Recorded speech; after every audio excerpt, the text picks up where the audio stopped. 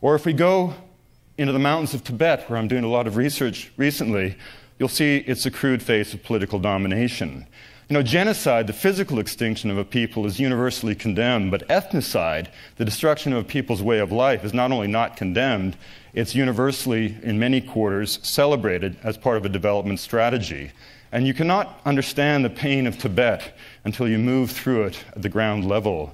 I once traveled 6,000 miles from Chengdu in western China overland through southeastern Tibet to Lhasa with a young colleague, and it was only when I got to Lhasa that I understood the face behind these statistics you hear about. 6,000 sacred monuments torn apart to dust and ashes. 1.2 million people killed by the cadre during the Cultural Revolution. This young man's father had been a scribe for the Panchen Lama. That meant he was instantly killed at the time of the Chinese invasion. His uncle fled with His Holiness in the diaspora that took the people to Nepal. His mother was incarcerated for the crime of being wealthy.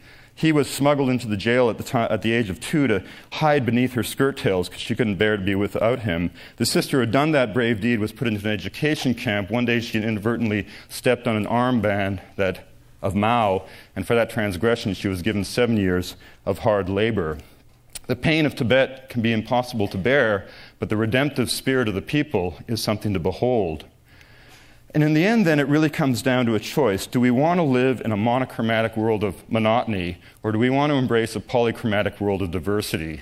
Margaret Mead, the great anthropologist, said before she died that her greatest fear was that as we drifted toward this blandly amorphous generic worldview, not only would we see the entire range of the human imagination reduced to a more narrow modality of thought, but that we would wake from a dream one day having forgotten that there were even other possibilities.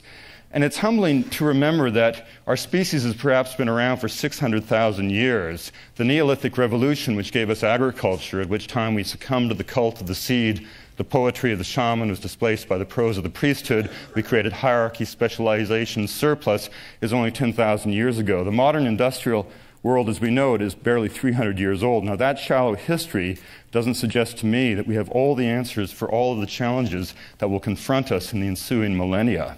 When these myriad cultures of the world are asked the meaning of being human, they respond with 10,000 different voices. And it's within that song that we will all rediscover the possibility of being what we are, a fully conscious species, fully aware of ensuring that all peoples in all gardens find a way to flourish. And there are great moments of optimism. This is a photograph I took at the northern tip of Baffin Island when I went narwhal hunting with some Inuit people. And this man, Olayak, told me a marvelous story of his grandfather. The Canadian government has not always been kind to the Inuit people, and during the 1950s, to establish our sovereignty, we forced them into settlements. This old man's grandfather refused to go. The family, fearful for his life, took away all of his weapons, all of his tools. Now, you must understand that the Inuit did not fear the cold, they took advantage of it. The runners of their sleds were originally made of fish wrapped in caribou hide. So this man's grandfather was not intimidated by the Arctic night or the blizzard that was blowing. He simply slipped outside, pulled down his sealskin trousers, and defecated into his hand. And as the feces began to freeze, he shaped it in the form of a blade. He put a spray of saliva on the edge of the shit knife, and as it finally froze solid, he butchered a dog with it. He skinned the dog and improvised a harness, took the rib cage of the dog and improvised a sled, harnessed up an adjacent dog, and disappeared over the ice floes, shit knife and belt. Talk about getting by with nothing. And this, in many ways, is a symbol of the resilience of the Inuit people and of all indigenous people around the world.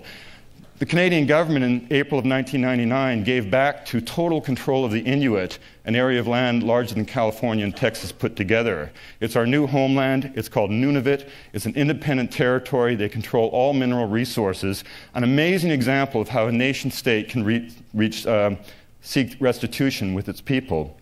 And finally, in the end, I think it's pretty obvious, at least to all of us who've traveled in these remote reaches of the planet, to realize that they're not remote at all.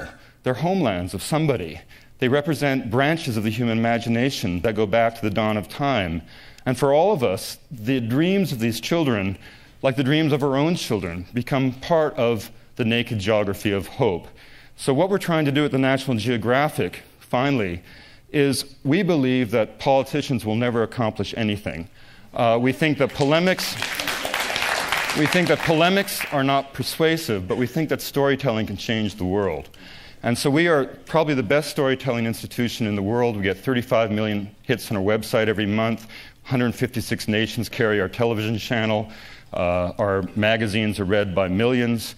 And what we're doing is a series of journeys to the ethnosphere where we're going to take our audience to places of such cultural wonder that they cannot help but come away dazzled by what they have seen, and hopefully, therefore, embrace gradually, one by one, the central revelation of anthropology, that this world deserves to exist in a diverse way, that we can find a way to live in a truly multicultural, pluralistic world where all of the wisdom of all peoples can contribute to our collective well-being. Thank you very much.